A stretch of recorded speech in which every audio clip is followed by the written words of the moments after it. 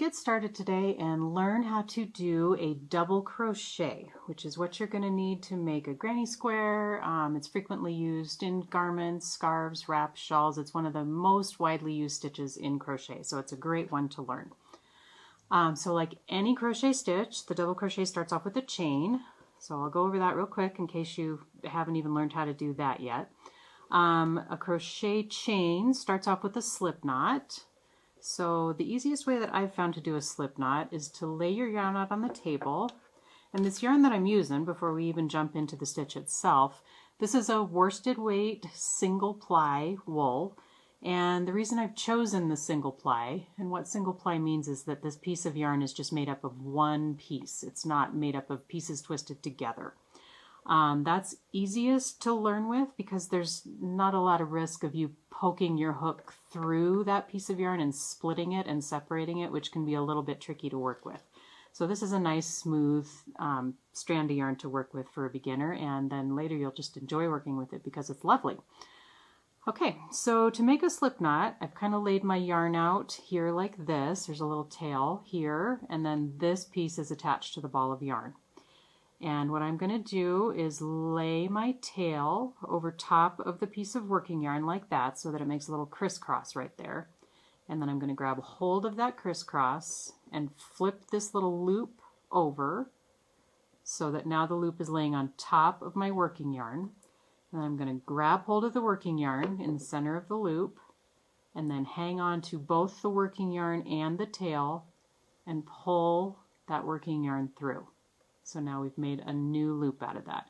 If you do it right and you pull on both those ends, it's just going to disappear. So let's do that again. The slip knot for some reason is one of the more challenging things to learn.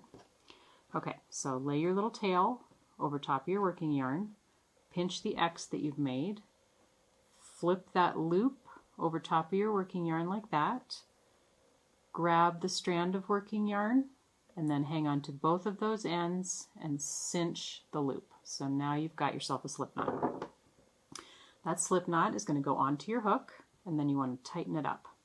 You don't want it so tight that it won't move easily on your hook, but you don't really want it big and sloppy either. You got to kind of come up with that happy medium, and you'll know it when you feel it. Just slide your yarn up and down your hook like that. Okay, so let's get started and make our chain. And I'm actually going to turn this over just because I want my little tail kind of coming out of the bottom side of that loop and my working yarn up here on the top.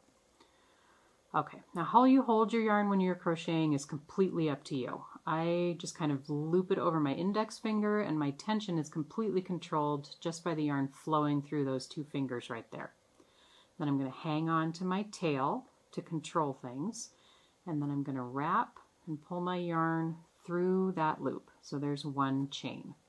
You probably already know how to chain at this point, but if you don't, we'll go through a couple of slow motion ones. So wrap, pull it down through, just like that. You want to do these a little on the loose side because you're going to be poking your hook into these chains to work your stitches, so you don't want them to be tight. So hook on top of your yarn with the hook pointing off to the right, turn your hook to the left, pull it straight down through. If anybody out there is left-handed and crocheting the other direction, you just want to reverse those instructions. You would start your hook to the left and then turn it to the right. So hook on top of yarn, twist to grab the yarn, and then pull it down through the loop on your hook. That's your basic chain. So I am going to work, I think I'll work 23 chains, although I've already lost count. So I'll just do a few and then we'll count and see how many I've wound up with.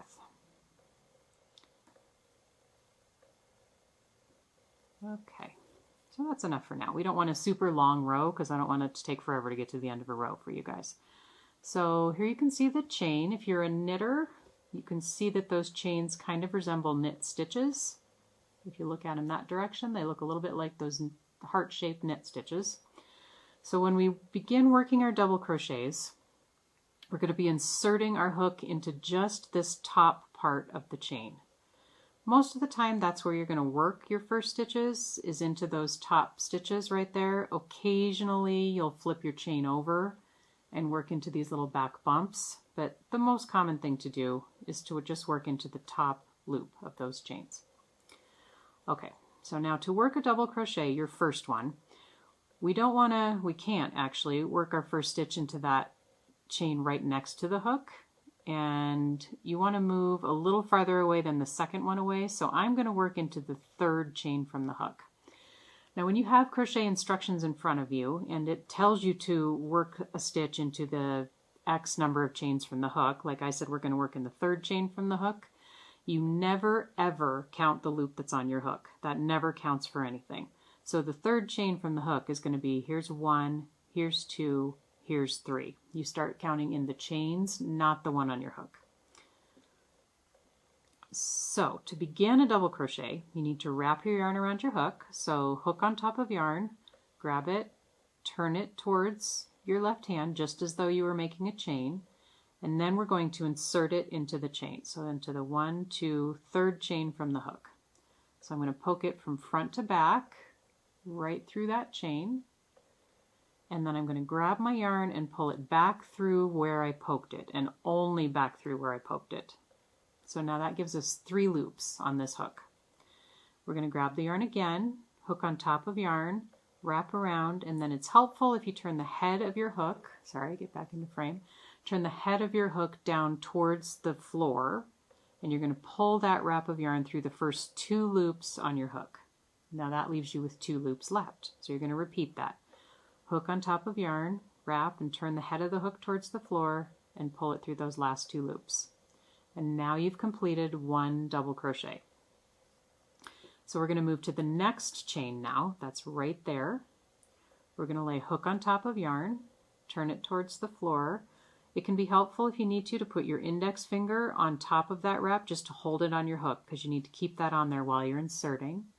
Then you're going to poke into just the top of that next chain, poke it through, grab the yarn, pull it back through where you poked it. That leaves you with 3 loops on your hook.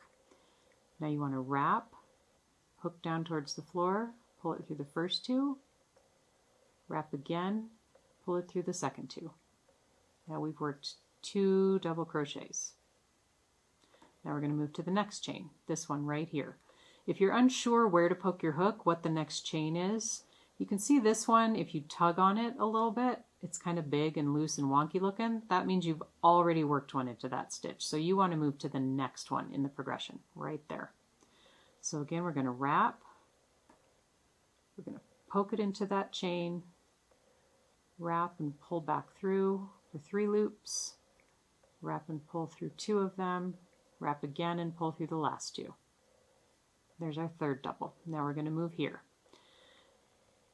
Wrap, insert, wrap and pull back through, wrap and pull through 2, wrap again and pull through 2. So there you go. Now you'll notice when I'm wrapping and inserting, I'm making sure to push my hook the whole way through, almost until I can't anymore on this hook, grabbing the yarn, pulling through, and then I'm pushing my hook through again. And I wrap, pull through, push my hook through. The reason for that, if you look at the anatomy of this crochet hook, there's a thinner part up here that leads into the head, the hooky part, and then this barrel part, the shaft right here. You want to make sure that you're moving your yarn and your wraps out of this little itty bitty part up here. Make sure that's focusing for you. You don't want to be working up there. You want to have your yarn onto the shaft part of the hook. This is the size of the hook. If this hook is, what is this hook? This is a 7, a 4.5 millimeter hook. This is the part of the hook that is that size. So if you're working up here on this little itty bitty part, your stitches are going to be really tight, and it's going to keep getting progressively more difficult for you to pull your yarn through the loops on your hook because they're so tight. That's going to affect your gauge and your tension. So you want to make sure as you're working that you're doing the holding of any of your yarn and your wraps on the full big part of your hook. So we're going to wrap, poke into the top of the chain, wrap and pull back for 3 loops, wrap and pull for 2, wrap and pull for 2 more. Okay, so now I'm just going to move on ahead to get to the end of this chain so that we can talk about how to turn around and head back. The turning chain is everybody's nemesis in crochet. It can be very confusing to figure out what the turning chain means, whether or not you're counting it as a stitch. There's all kinds of stuff to learn about with the turning chain. What's the most important part about it is consistency. You want to pick which way you're going to do it for this given project and stick with it the whole way through the project. Okay, we are almost there. Wrap, poke, wrap and pull back, wrap and pull through 2, wrap and pull through 2. And I've got one more. Here's my last chain. This is the knot that was formed when we made the slip knot. That's the one we just worked into. Here's my last one. It's pretty easy to tell where the end of your row is when you're working into your chain. Here's our last one. Okay, now the best thing you can do as a beginner at this point is to go back and to count your stitches to see how many you have to begin with when you're practicing. And then you'll want to write yourself a little note so that you know how many you have.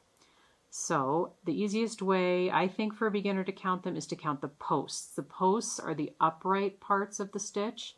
Once you get a little more experienced and you know more what you're looking at, you can count the tops, but for right now we're going to count the posts of the stitch.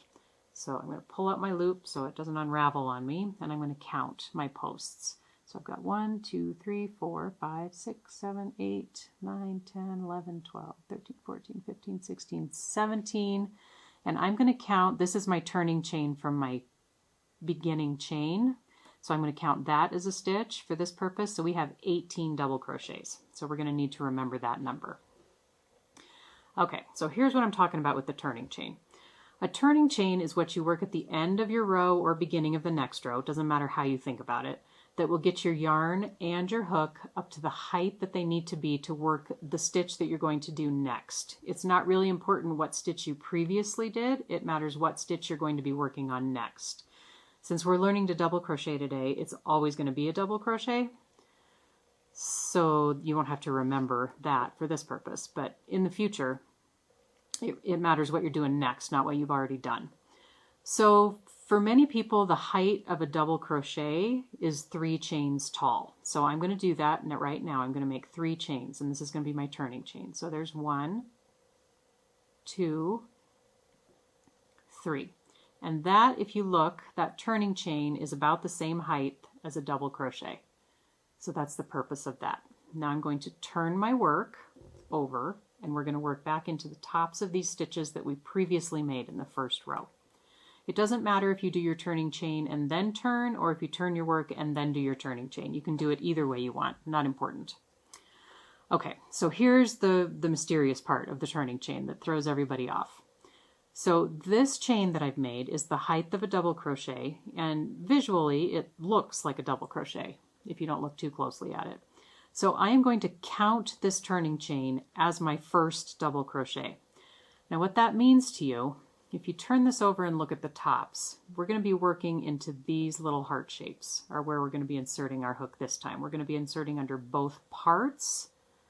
So when you insert, you want to be poking under so that there are 2 little strands of yarn on your hook when you insert. So if you look at what we've done, here's our turning chain. There's 1, 2, 3 chains. That's our turning chain. This right here is the stitch that turning chain is coming out of, this little bit right here. That's the last stitch of the row that we did before. If you turn and look at it, you can see that I'm poking my hook into the top of that last stitch. So what this means, because I'm going to count this turning chain as my first stitch, and it's sitting on top of my last stitch from the previous row, it means I do not need to work a stitch into the top of that. I've already done it, in effect, with this turning chain. So I am not going to work a stitch into that. I am going to jump over, so again, just to count, here's the 1, 2, 3 turning chains. Here's the top of my stitch from the row before. So I'm going to insert my hook right there. That is in the top of the stitch in from the last one, the second to the last stitch of the previous row. That's where I'm going to poke my hook to work my first stitch, because we're counting this as a stitch. So before I insert, I'm going to wrap. There's the one that I'm not going to work, and I'm going to poke right here. And I'm going to poke under both parts of that the top of that stitch. So now I've inserted. Now it's just like the stitch that you did on your beginning row, no difference. You pull your yarn back through where you poked it for 3 loops, wrap and go through 2, wrap and go through 2. And I'm going to work my way across the row now. So just keep in mind you want to poke under both parts of the top of that stitch. This is called the front loop of the stitch. This is called the back loop of the stitch. Sometimes a pattern is going to want you to only utilize one or the other of those, and it will specify that in your pattern. If it doesn't mention that at all, assume that you poke under both. That's the default setting for crochet.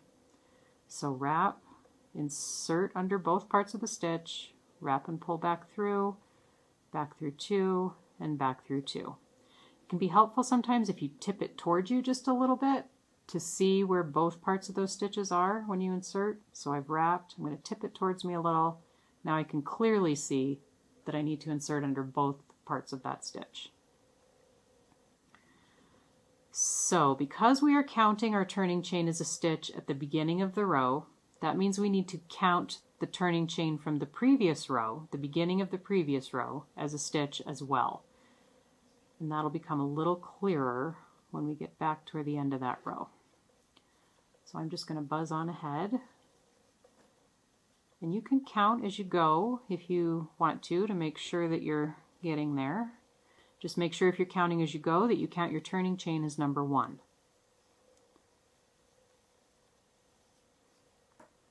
So we're working our way along here, almost back to the end.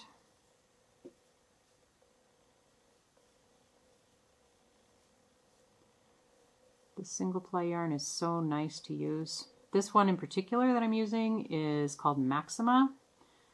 It's from Monos. It's made in South America. It's kettle dyed. It's very soft, very squishy, very lovely yarn. Okay, now we're almost to the end of the row. So this is pretty easily identifiable as a stitch that you're going to work into. So I'm going to poke my hook into both parts of that loop. Okay, now this is where it gets confusing. So this little bit right here, this is my turning chain from my very first row that I did. So we are counting that as a stitch. So there's not as obvious a place to insert your hook into. So I'm going to wrap, and I'm just going to wiggle my hook into the top part of that turning chain as best I can.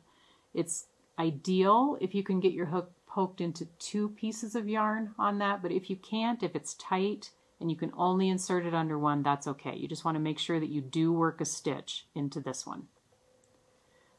Okay, so now my row is complete. And I'm going to count and make sure that I do have 18 stitches because that was our magic number. So this is my turning chain, so I'm going to count that as 1, and then I'm going to count these posts again. So 1, 2, 3, 4, 5, 6, 7, 8, 9, 10, 15, 16, 17, 18 is my last stitch. Okay, now I'm going to show you a little trick to help you, before you get really familiar with this, to help you keep your edges consistent. I'll show you a little trick with one of my favorite crochet gadgets, this little removable marker. Okay, so I'm going to make my turning chain. I'm going to chain 3, and then I'm going to turn. Okay, now remember, we're going to not work a stitch right here because we've already in effect worked the stitch with our turning chain, so we're going to jump over to here. So I'm going to work my first stitch where it's supposed to be, and now that I have worked that stitch, that's the top of stitch number 2, I'm going to take this removable marker and I'm going to clip it into the 3rd chain of my turning chain. There's 1, there's 2, there's chain number 3 of my turning chain. And the purpose of this guy is just going to hang out here until I get back to the end of the row. And it's going to remind me that, oh, this is the top of my turning chain, and that's where I need to work the last stitch of my row, just to make this more easily identifiable for you. So again, we're going to work in both loops, the tops of each stitch. I'll get back to the end of my row. I'm going to show you how helpful that little marker will be to you. So when you're practicing, it's a great idea to have some of these little removable markers, or a safety pin will work, anything you can open and close and poke into there. And you'll want to have 2 of them because you'll want to have one in each end of your row. Once you get the hang of this and you know a little bit more about what you're doing, you won't necessarily need that little crutch, but it is definitely helpful when you're getting started. So use all the little tricks you can. And it's also a great idea as a beginner to count after the end of each row and just make sure that you do have that correct number. Okay, so now I'm almost to the end. There's the top of my last identifiable stitch. So wrap, poke, pull it back through, wrap and go through two, through two. Now this is where beginners tend to lose stitches all the time, in the top of that turning chain. So here it is, you can see the side of it, but it's not going to be easily identifiable necessarily as the top of something that you should be poking into. So that's where this guy's going to come in handy. This, where I have it clipped over here, is what would be clipped over there had we done that, to make it that much easier. So you can see having that little helper over here at the end is really going to be a big help, because that's a little ambiguous over there where you should be poking that to work your last stitch. So I'm going to poke it into the top of that turning chain and work my last stitch. And again, I'm going to count. There's one where my marker is. 13, 14, 15, 16, 17, 18. Still got our magic number. Okay, so now, this time I'm going to chain 2, because I want to show you a little bit of a difference. I'm going to do 2 for my turning chain instead of 3. Now I'm going to turn. I'm going to wrap. I'm not going to insert in that one because we're counting this still. I'm going to poke into this one and begin my row. Before I move too far, I'm going to take that marker, poke it into, this time we only have 2 for the turning chain, so I'm going to poke it into the second and let it hang out there and wait for us on the return trip. So the reason I only chain 2 that time at the beginning of my row, people chain at different tensions. Some people are very tight chainers, some people are very loose chainers. Nothing wrong with that. That's just the way your hands work. Don't try to change it. That's just the way you are. So what you can do to adjust for that, if you need to, is you can adjust the height of your turning chain. So even if your pattern tells you to chain 3 when you're working a row of double crochets and you know that you're a loose chainer, go ahead and chain 2. You want to do what looks good for you. If you're a very tight chainer, like a very tight chainer, you could chain 3, you might need to chain 4. Whatever you need to do to make your edges look good, that's what you should do. Don't fixate on that number. Fixate on your result and the height of your stitches. Okay, so here we're coming up. Look how easy this is. Here's the last identifiable stitch, the top of it. And look, here's my handy dandy little marker. So I know that I'm going to work my last stitch right there where that marker's hanging out. So I pull it out, work my last stitch. And we'll do my turning chain. Again, I'm just going to do 2 because I know for me that's what I need to be doing. So, worked my turning chain, not going to work there. I'll poke in here. I'll put my marker back in. Okay, so I'm going to work to the end of this row, and then we're going to do something a little different on the next row. I'm going to try not to confuse you. So a pattern will tell you, if it's written well, it'll tell you at the beginning of your row whether or not your turning chain counts as a stitch or not. You need to take that information in and understand what it means. It means if it counts as a stitch at the beginning, it's going to count as a stitch at the end from your row before. So always keep that in mind. So far we have been counting our stitch, our turning chain, sorry, as a stitch. And we've been treating it that way on both ends. At the beginning of this next row, we're going to do something a little different. So here we come up to the end of this one. There's our little magic marker. Whoops, only got one loop. There. Okay, so you can leave the marker in while you do your stitch if you want, or you can go ahead and take it out. Took it out, work my last stitch. Okay, let's see if you can see a difference here now. So down low here, this one and this one, those were 2 turning chains. You can see them over here at the other end too. There's a little bit of a hole right there, and right there. That is because my turning chains were 3 tall, and I'm a loose chainer. So 3 stitches on a turning chain was too many for me. And I know that because I've been doing this for a long time. If you look up here at this one, there's not nearly as much of a hole there. And that's because I just did 2 chains. So that lines up better with the height of my double crochets. It leaves less of a hole. It works better for me to do it that way. You can experiment a little bit and see which way works better for you. Never be afraid to experiment. Okay, so what we're going to do now is the way that I generally prefer to work, and I have enough experience with this to know that I can substitute this, so I'm confident in doing that. You'll develop that confidence as you grow as a crocheter. So if you're afraid to do it now, it'll come to you later.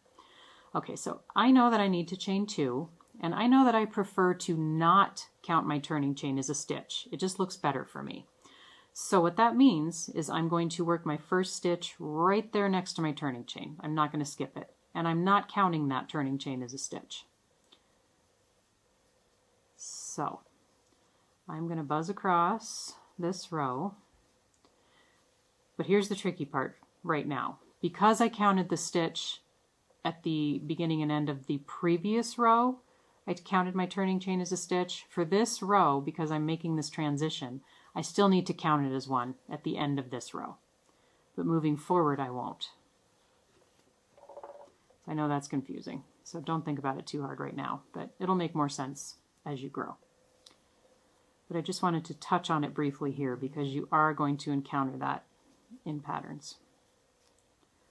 Okay, coming up. So previous row, we were counting our stitch as a turning chain, so I need to finish this row by continuing that. So here I am at the end. Here's my marker. Take it out, work that last stitch, and I'm done. Okay, now this next row, I'm going to continue on and not count my turning chain. So I'm going to chain 2, I'm going to turn, I'm going to work my first stitch right there next to it. And then when I get to the end of this row, we're not going to count that turning chain because I didn't at the beginning of the previous row.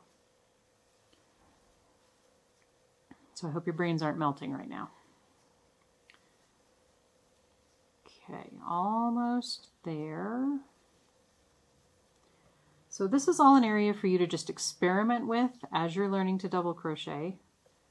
You'll find what works best for you. You'll find what you like. Learning to read crochet patterns is a lot like learning a foreign language. So don't get discouraged if it's confusing to you at first. There are a ton of variables, but you'll learn what they mean as you go. Okay, I'm almost here. So that's obviously a stitch, and here I am at the end of my row. So right here, that's obviously a stitch, and it is going to be the last stitch because I am completely ignoring my turning chain. It doesn't exist for my counting purposes. So now I'm done. I do not need to work a turning chain or a final stitch into my turning chain because I didn't count it as one at the beginning of that row. For me, that leaves just a nicer, cleaner edge. There aren't the holes in there like you get when you have your turning chains count as a stitch. So I personally prefer that, the way that it looks. Like I said, you're just going to develop your own preference and your own style. That's one of the great things about crochet is you can really let your preference and style come through in your work in a way that you really can't with knitting. Knitting's a lot more regimented. So there we go. We've got a nice little